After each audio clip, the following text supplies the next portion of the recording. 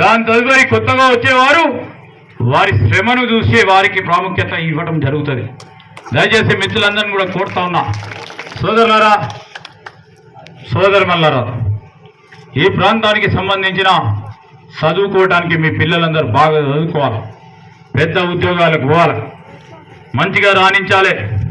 మనం కూడా ఈరోజు హైదరాబాద్లోనో వరంగల్లోనో కరీంనగర్లో వారి తల్లిదండ్రులు చెప్తున్న విధంగా మంచి ఇంకా మెరుగైన పాఠశాలను తీసుకొద్దాం, వారికి విద్యను అందిద్దాం, ఉపాధి కల్పించే బాధ్యతలో ముందుకు తీసుకెళ్లే ప్రయత్నం చేద్దాం.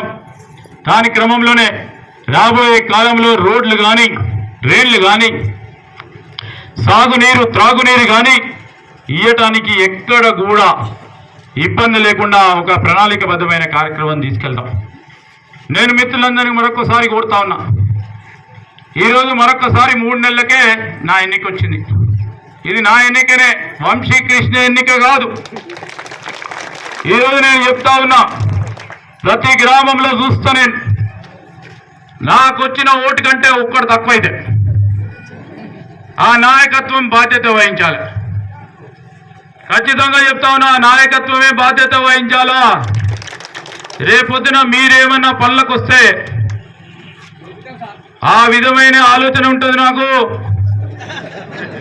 దయచేసి సోదరులారా, మన ఒక యువకుడిని ప్రోత్సాహం చేస్తున్న తరుణంలో ఎవరో కల్లిబుల్లి మాటలు చెప్పి ఓటు తీసుకునే ప్రయత్నం చేస్తే, లేకుంటే ఇదే సార్ బాగున్నా సార్ అని నరసింహారెడ్డికి తెలుసు, బాగున్నా సార్ ఓయ్ దేవేందర్ రెడ్డి, రేపు రాబోయే కాలంలో శ్రీధరు, రేపు రాబోయే కాలంలో ముందటొచ్చి బాగున్నా అని వెనుక పని చేయకుండా ఉంటే, ఇంకోరికి పని చేసిన ప్రభుత్వంలో ఉన్న 100 తీర్ల సమాచారం ఉంటుంది నాకు. దయచేసి చెప్తా ఉన్నా, నేను కానీ మిత్రులందరూ కూడా ఒళ్ళు దగ్గర పెట్టుకొని నిజంగానే ఒక దీక్షతో వంశీకృష్ణ గారిని గెలిపించినప్పుడు మీకు రెట్టింపు కార్యక్రమం, రెట్టింపు ఆలోచనతో బ్లాక్ మెయిల్ చేయకుండా ఎవరైతే నీ ఓటు అని ఆలోచన చేస్తారో అంత ప్రేమ కూటుగానే నేను స్వాగతిస్తా. వంశీకృష్ణ గారు కూడా స్వాగతించి మీకు కావలసిన పనులు చేయడం జరుగుతుందని మీ అందరికి మనవి చేస్తా ఉన్నా. మిత్రులారా, మీ అందరికి కోరడానికి వచ్చిన చాలా సమయం అయింది. నేను మీ అందరు చూస్తూ ఉన్నారు, అమ్మలు అక్కలు అందరు కూడా.